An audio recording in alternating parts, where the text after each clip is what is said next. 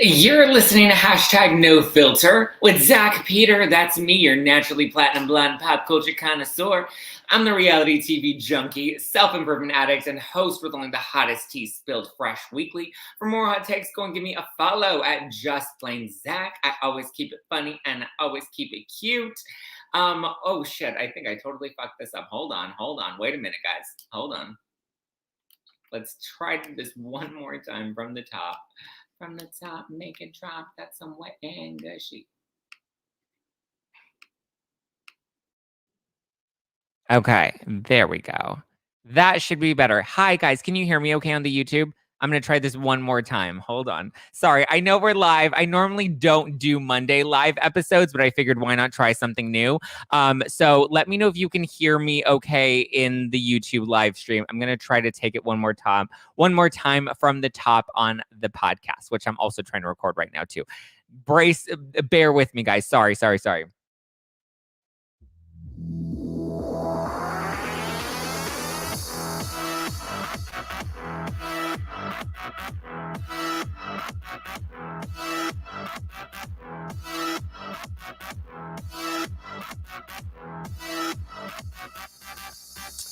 You're listening to hashtag no filter with Zack Peter. That's me, your naturally platinum blonde pop culture connoisseur. I'm the reality TV junkie, self-improvement addict, and host with only the hottest tea spilled fresh weekly. For more hot takes, go and give me a follow at Just Plain Zack. I always keep it funny and I always keep it cute. And if you're like me and you want to stay up to date with the latest reality tea, just go and give us a follow at No Filter with Zack on the Instagram, or you can always join our private Facebook group. The link is in the description below. I hope you are sipping on some fizzy Housewives inspired or rosé for yourself, or wine for yourself, because it's not just a rosé. Now we have the new white wine. It is 13% alcohol by volume, but less than a gram of sugar. We've been drinking them all along the Spilling Tea live tour with me and Adam Newell from Up and Adam. So if you guys want to stock up, if you tried it at the show and you're like, I want some now, go to nofilterwine.com. It is yummy. You're fine on this end. Okay, thank you guys. Emily said you sang WAP with her on karaoke in Nashville. Okay, as long as Emily disclosed that, I was like, oh my God, I don't know what I can disclose with poor Emily. I don't want to out her, but if she has come out and said and confessed that we gave a full belt out of WAP, if she has disclosed that with all of you, then I guess it's fair to say, yes, we gave a full performance in Nashville, me, Adam, and Emily. It was actually really funny. Let me tell this story before we dive into all the tea. We do have a lot of tea to get into. We'll get into the Garcelle book stuff. We'll get into the Sheree rumors. We'll get into the Margaret Josephs versus Teresa and the producers asking Teresa to leave. We'll dive into all the tea. But since someone brought this up on the YouTube live comments, so we had decided to go out to karaoke, and I wasn't really participating in the karaoke. I was like, maybe if you can pull up like Expensive by Erica Jane, like I'll do it. And I didn't think they would ever actually find it. But I ended up going to the restroom, and then I come back from the restroom, and I was singing from our table. We had a table like right in front of the stage. And I was singing from the table while everyone else was going up and doing karaoke, while the posse was on stage doing their karaoke. And then all of a sudden, I'm coming back from the restroom and I look at who's on deck next, and it says WAP, Zack. And I'm like, oh shit, am I actually doing WAP? I think I had like joked about it earlier in the night, but I didn't know if I was actually going to do it. And then it was there, and then they're like, all right, here's the microphone. And I'm like, oh shit, I guess I'm doing this. And so I just start belting out WAP. And then before I know it, I have Emily on one side and Adam on the other side, and we're just belting out WAP to this room of Nashville locals, visitors, probably both, who are, I'm sure, just clenching their pearls as we were belting out WAP to everybody in Nashville. I mean, it was hilarious. I don't know if the video exists, but it was great. I put my roof down yesterday and WAP hit the speakers, and as I hit the freeway, fastest drive ever. It's the best. It really is. We had so much fun in Nashville. We'll get into all the Nashville stuff. We will. I will do a full like deep dive into all of the Spilling Tea live tour at the end of this. Like once we get through it. Right now I'm trying to get through. It's so much fun, but it's so much work and it's so exhausting. And I have such like a mix and a range of emotions. But like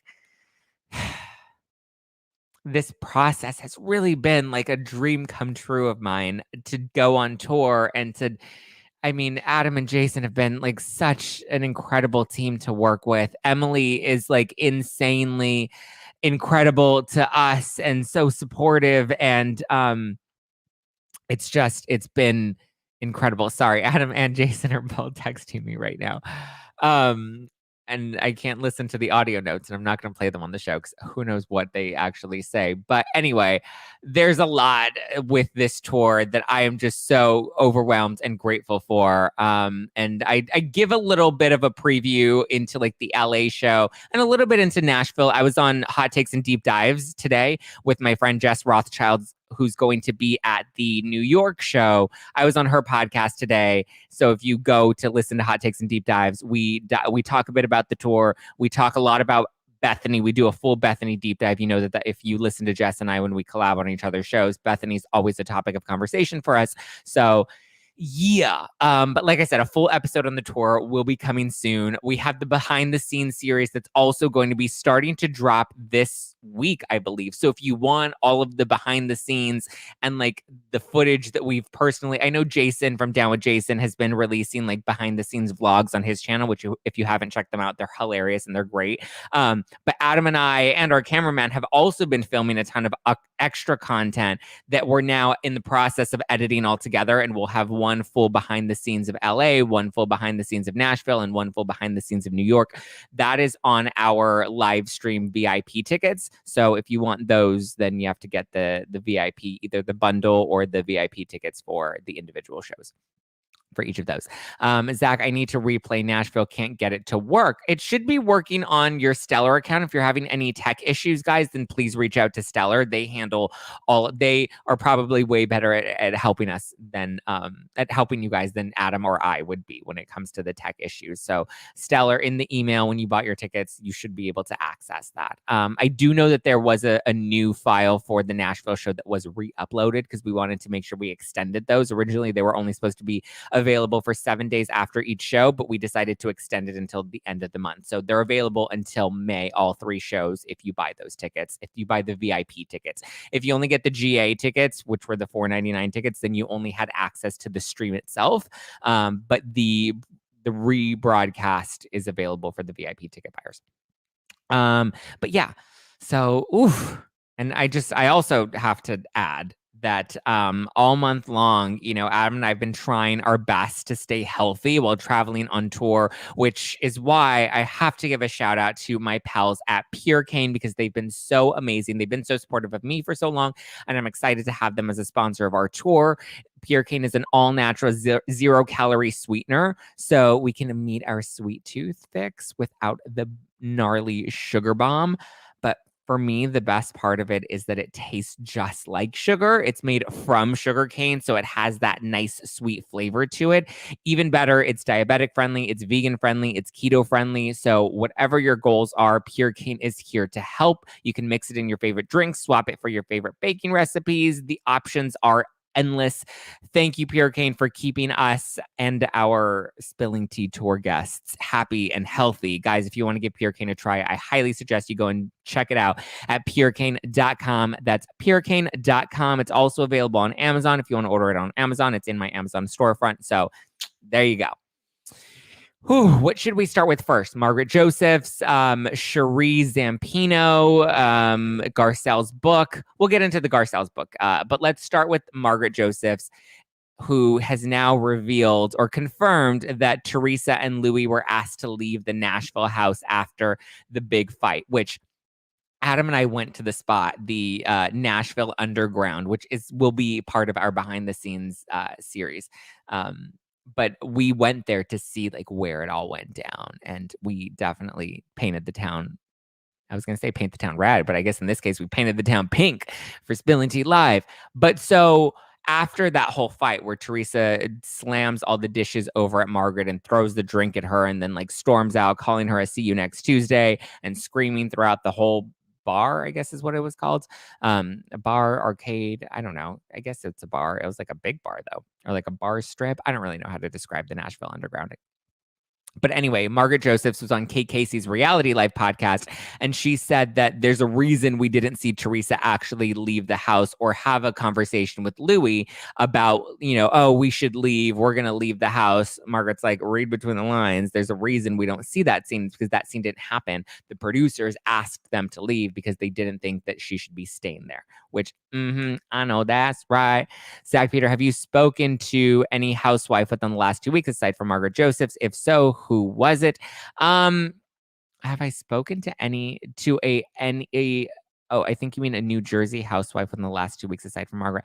I don't believe that I have. I've been on tour the past 2 weeks, Joe Mendoza. I've been busy, honey, busy. Donna Bell says, hit that like button, y'all. Yes, hit that like button, guys, if you're watching this live on YouTube right now. But I think Teresa should have left the house. I mean, the way she acted, the way that she behaved, the way security had to pull her out of that. No, that was not appropriate. And she should have absolutely been asked to leave the Nashville house because it could have continued to have gotten worse. And obviously, they want to make sure that the next encounter between Teresa and Margaret is caught on camera and not at the house. Not like Teresa waking up in the middle of the night, coming with Northeast, as in New York, New Jersey, Potomac. I've been talking to a couple of the New York housewives, Joe Mendoza, but that's all I got to say. I'm excited to see you in New York, Joe, on April 28th. Margaret Josephs is going to be at our show, at our Spilling Tea live show at City Winery NYC, which is right along the Hudson River, April 28th. Tickets are still available, and you can get those at spillingtealive.com. Spillingtealive.com. Jess Rothschild's also going to be in it. DJ Richie Sky is going to be in it. Sarah Galley is going to be in it. Anthony Lario, Tom Hamlet from the Dumpster Dive podcast. It's going to be a fun time, guys. So get your tickets at spillingtealive.com. Okay, so there are new rumors / allegations. God, everybody's blowing up my phone today. It's expensive to be me. If you knew how much it cost to put on a tour, then you would know it is very expensive to be us. Okay, so Real Housewives of Beverly Hills newbie. She's a friend of Sheree Zampino. She's the ex-wife of Will Smith, has now been accused of selling fake designer handbags and of, what's the proper term? I know there's an actual term, where she's been asking people to give her money in return for like the sermons that she's been giving on Instagram. But let's kind of break this down. So she's been accused of selling fake handbags on her site, Sheree Elizabeth. It's so hard because her name is Sheree, and then we have Sheree Whitfield from Real Housewives of Atlanta, and their names are basically spelled the same way, but hers is pronounced Sheree, and then Sheree from Atlanta is pronounced Sheree. So it's a little, do you have to be vaxxed? No, Namie lover. I don't believe so. So yes. Caroline Harris wants to know, what about Kempire? Will he be at your New York show? I believe he's out of town. I know a lot of people have had questions about that, but I don't think he's actually in town that week. So I mean, I know we invited him, and I know we would have loved to have seen him there, but I don't think he was available. So yeah, that I guess answers that, Caroline. But Namie, the answer to your question is, I believe the answer is no. Okay, so according to some rumors on the internet, or actually screenshots that have now been surfacing through the internet, there are screenshots of Sheree's website, and in looking at the handbags that she's selling, to me, they don't necessarily look like fake, like Chanel bags or fake, like designer bags. They look like knockoffs to me. So I think it's a little messy to say that she's selling fake handbags or fake designer handbags. They do look like replicas of designer handbags, but like you can get shit like this at the mall. They have shit like this at the mall. When you go to the mall and they have those little kiosks in the middle, and they have like, oh, Dolce & Gabbana sunglasses. Like those obviously aren't real Dolce & Gabbana sunglasses. Maybe they kind of look like Dolce & Gabbana. Maybe they're inspired by Dolce & Gabbana, but they're knockoffs. I mean, I live in downtown LA. There's a whole fashion district where it's like basically dedicated to knockoffs of designer shit. So Is she failing? To me, I define fake designer handbags as somebody that creates a bag that looks like a Chanel bag and then writes on the bag Chanel and like tries to sell it to you as if it's a genuine Chanel bag when it's not actually a genuine Chanel bag. These, again, just look to me like knockoffs. They're not intended to be the originals, but, they kind of emulate them in a way. They're inspired by them in a way. Obviously, we kind of know, it's like when, you see fake Gucci and it's like, a C and a G or something, or like a G and they're, I don't know. It's meant to mock it, but not mock it, because mock intends like you're poking fun, but like it's meant to look like it, but it's not necessarily meant to be a direct, replica. It's meant to just kind of be a knockoff. So it's a little grimy. Yes. Is it illegal? No, it's illegal to put a Chanel name or a Balenciaga name on a product that's not Chanel or Balenciaga.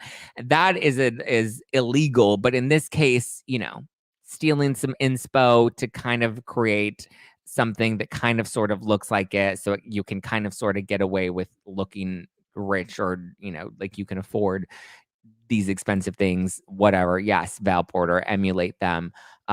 Is it a little grimy? Yes. Is it illegal? No.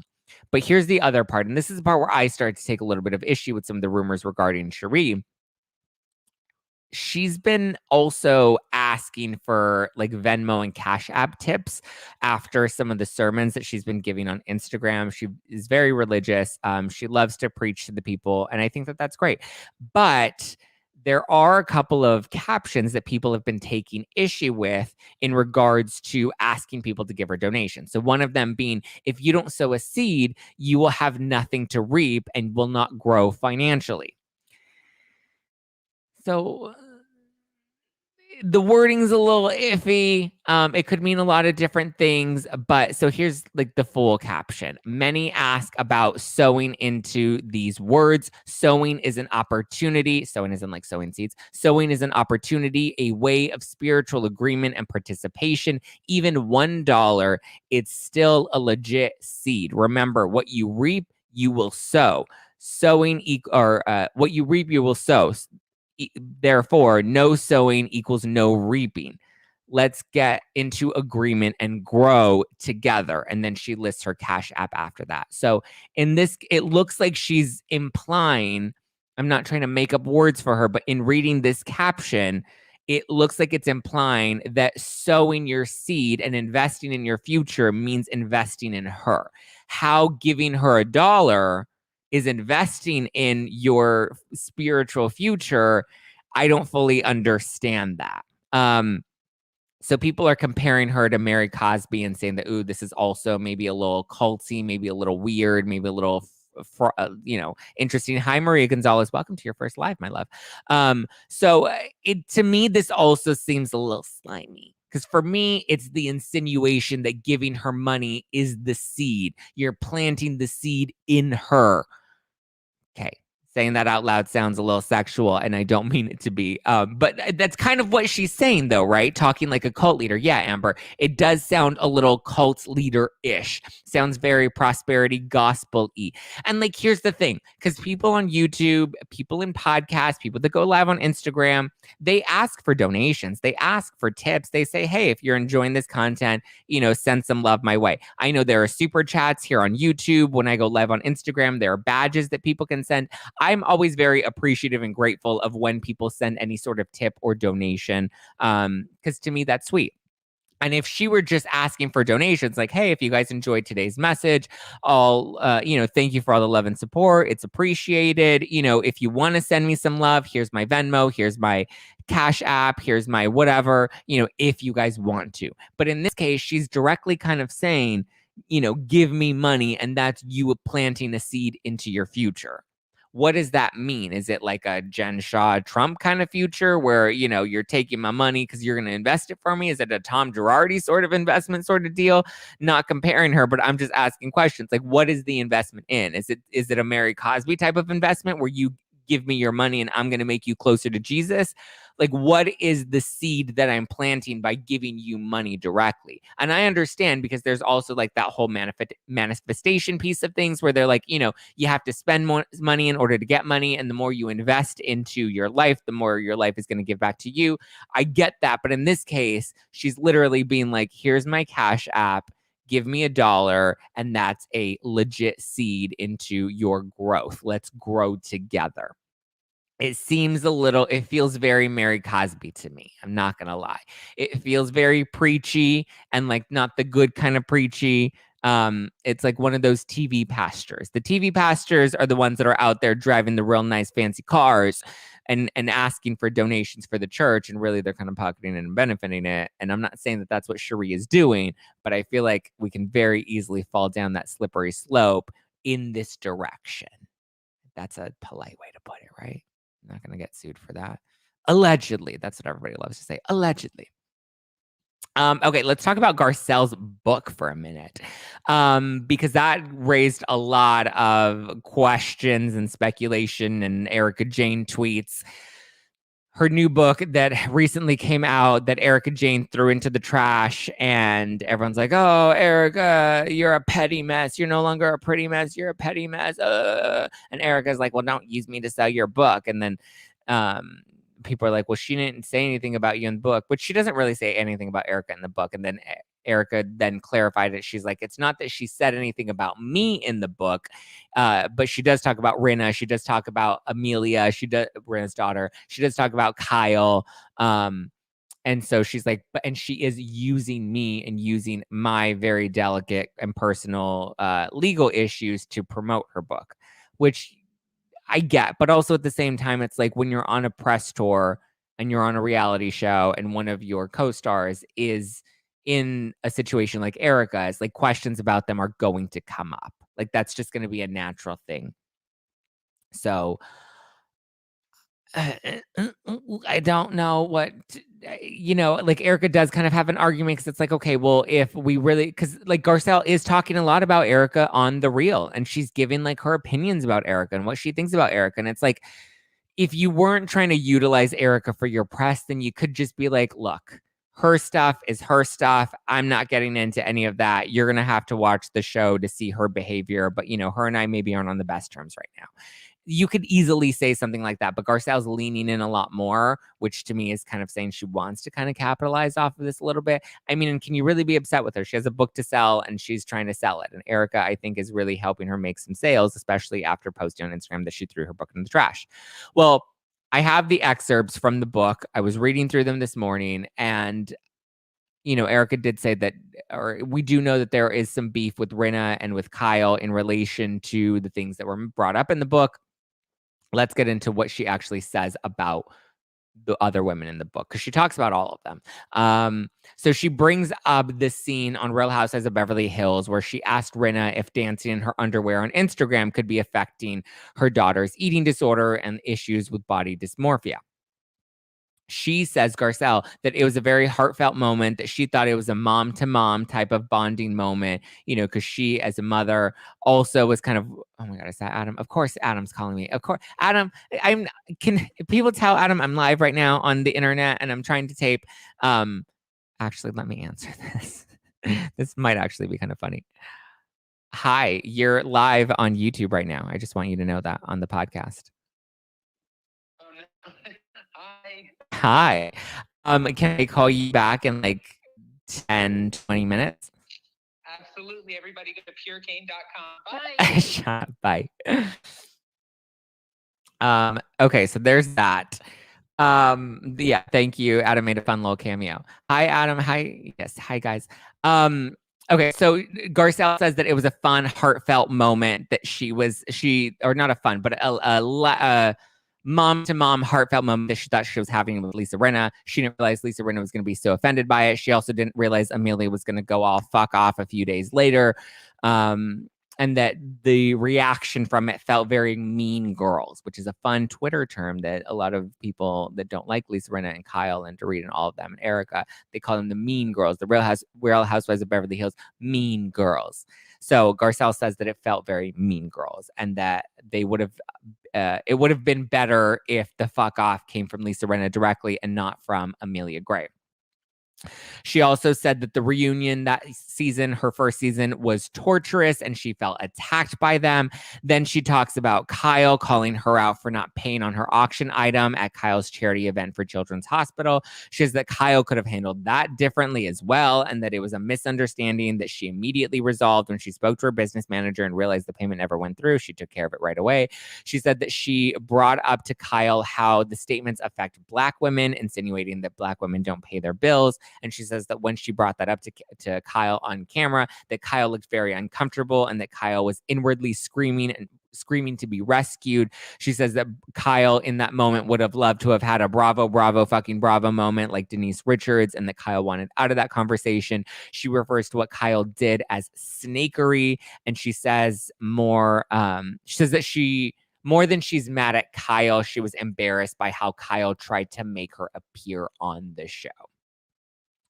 And that's really what she says. She also talks about Dorit and Erica. She says that she instantly bonded with Dorit and Erica, that, Erica's seen some shit in her life and Erica's been through some shit. And so, she liked that Erica is very much a straight shooter. She loved that Dorit is a girly girl and that Dorit is into fashion, because Garcelle also is into fashion and also claims to be a girly girl. So she didn't say anything negative about Erica or Dorit in the book. She really just seems to dog out Kyle. Now, I believe I've mentioned this on the podcast before, that there were rumors that Garcelle had been trying to get on Real Housewives of Beverly Hills for many, many years, and that in her audition tapes that she threw jabs at Kyle back then, basically saying that she could steal Mauricio from Kyle if she wanted to, things like that. This is all hearsay and rumors. I haven't actually seen these audition tapes, but I do know people who claim to have seen those audition tapes, and these are the things that they claim Garcelle has said. Again, that is secondhand information. I don't know how true that is. Those are just rumblings that I've heard online. So it does kind of make sense that there is this underlying tension or beef between Kyle and Garcelle that has gone back a long time. Parker R on YouTube says Garcelle has been going after Kyle from the jump. Yeah, so it does make sense that maybe there was a little bit of truth to that somewhere, somehow, something.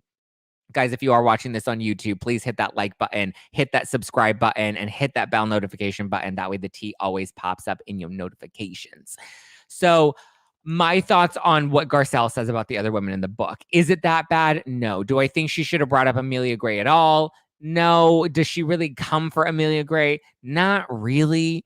But I understand why it would be upsetting for her to be brought up in the book at all.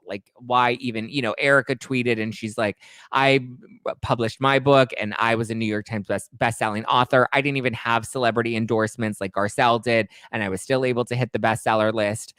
She also said she didn't trash any of the other women in her book. She does, talk about her experience on Housewives, but she's like, my book was about my story and I didn't need to shell out any of my beef with the other women in the book in order to try to sell it. She's like, I sold it based off of my story and my persona and people's interest in that.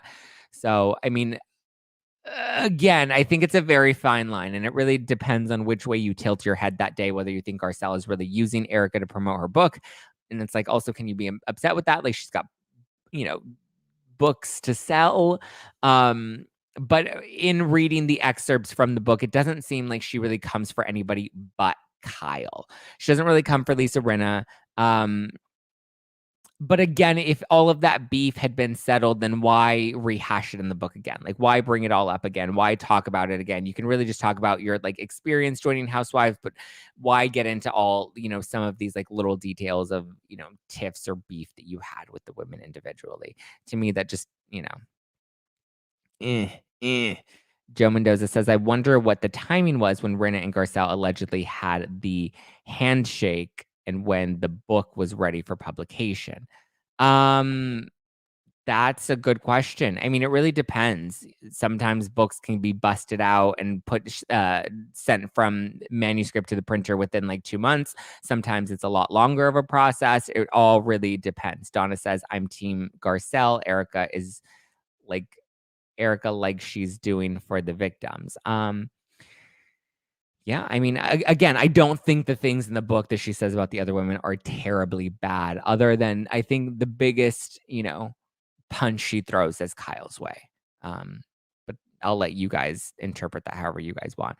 Erica's also been on a bit of a tweeting spree. She's claimed that she's not dating anyone, but she's having a lot of sex and she's having a lot of fun. Our pal Joe Mendoza asked her who she would rather, Ronald Richards or Jay Edelson, and she also said that that neither of them could handle her. So she claims to be freaking in the bedroom. She says that she loves Diana Jenkins, who she claims is a true survivor with a story to tell. Curious to see what we see with Diana Jenkins.